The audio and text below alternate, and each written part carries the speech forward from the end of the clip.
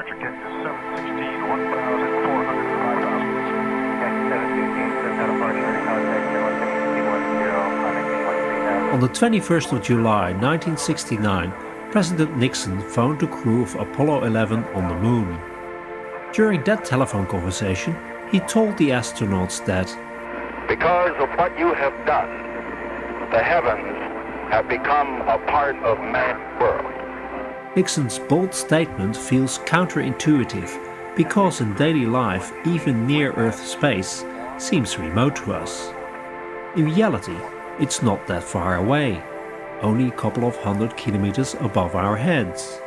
To put it in perspective, that is only a fifth of the distance between Brisbane and Sydney, or exactly the distance from Philadelphia to Baltimore.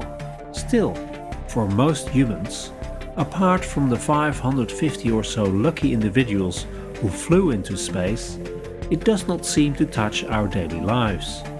Or does it? Enter mobile phones, GPS navigation, weather satellites and the internet, and this perspective is turned upside down. In order to make these technologies work properly, they are connected to an infrastructure network of hundreds of satellites orbiting the Earth. From this point of view, near-Earth orbit has become an integral part of our lives and is part of the human environment.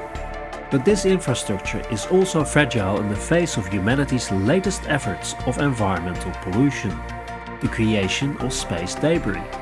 Since the early days of the space age, spent rocket stages, decommissioned satellites and rubbish of all kinds have contaminated near-Earth space. In effect, humanity has lifted the industrial sphere into space.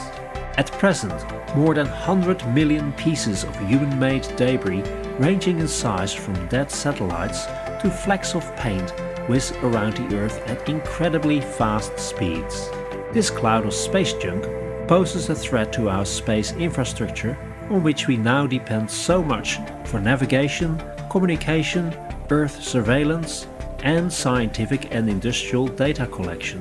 Because even small fragments of a disintegrated spacecraft can seriously damage other satellites.